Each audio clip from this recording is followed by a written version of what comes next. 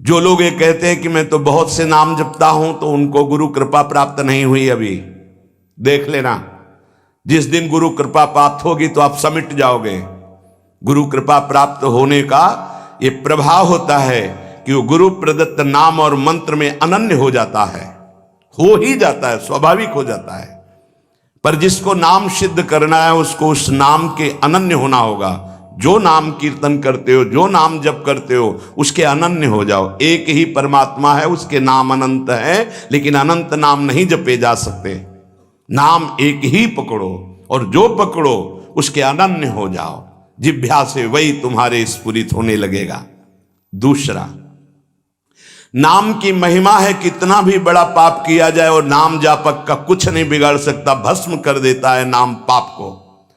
इस बात का भरोसा करके पाप करना, ध्यान दीजिए, नाम की महिमा ऐसी है, पक्का है, पर नाम की महिमा का भरोसा करके पाप करना, नाम सिद्ध नहीं होगा। आपके हृदय की अशांति दूर नहीं होगी, चिंता दूर नहीं होगी, आपको अविश्वास हो जाएगा नाम जप में। प्रभु के नाम का सहारा लेकर के पाप नहीं करना। हां, भूल हो जाना और पाप करना, इसमें अंतर है। हमसे भूल हो गई, हमसे गलती हो गई, तो कोई और प्रायश्चित करने की जरूरत नहीं, वो नाम जप ही सब पाप नष्ट कर देगा।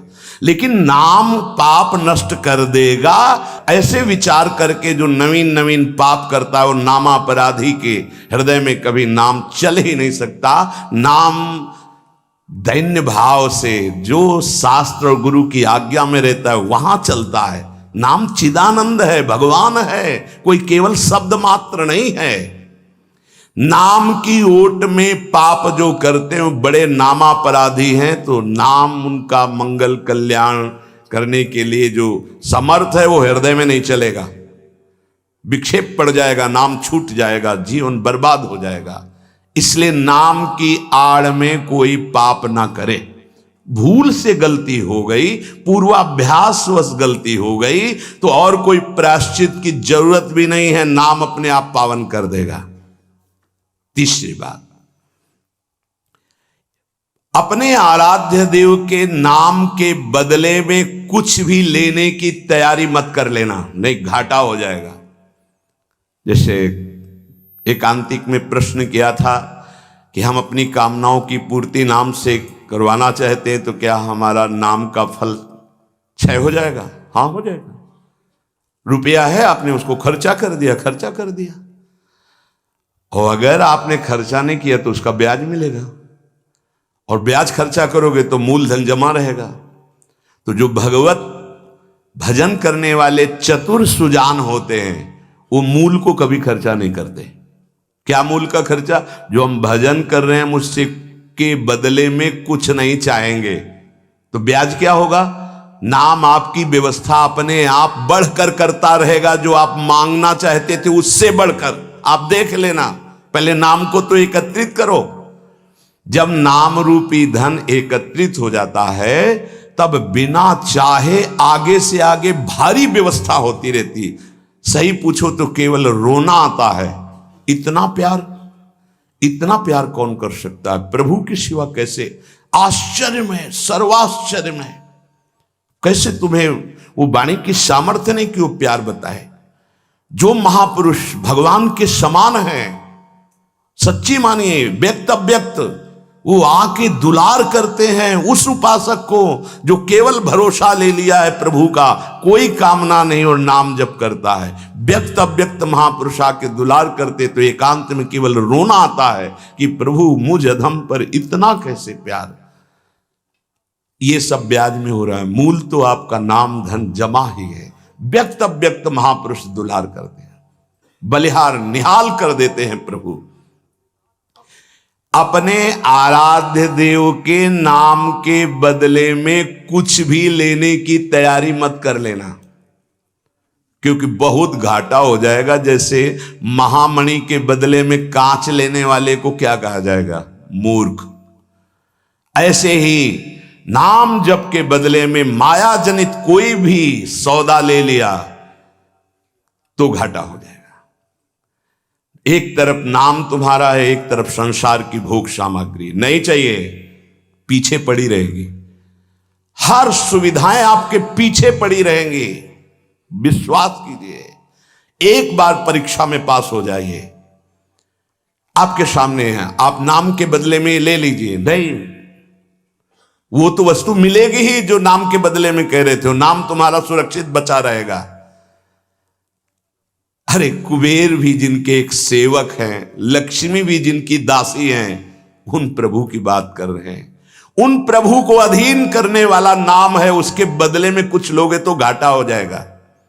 ये बैठा लो तो बोले हमारा काम कैसे चलेगा, कृपा से सब अपने आप व्यवस्था हो जाएगी, आप चिंता मत करो। नाम जापक की लौकिक पारलौकिक सब व्यवस्था का ठेका स्वयं भगवान लेते हैं। योगक्षेमम वहाम्यहम। एक साधारण आदमी कह दे कि जाओ आज से निश्चिंत रहो, मैं तुम्हारी देख लूंगा सब व्यवस्था, तो तुम निश्चिंत होने लगोगे। अनंत ब्रह्मांडों का सर्वज्ञ सर्वत्र सर्वशक्तिमान कर तुम अकर तुम अन्यथा कर तुम परमात्मा बोल रहा है।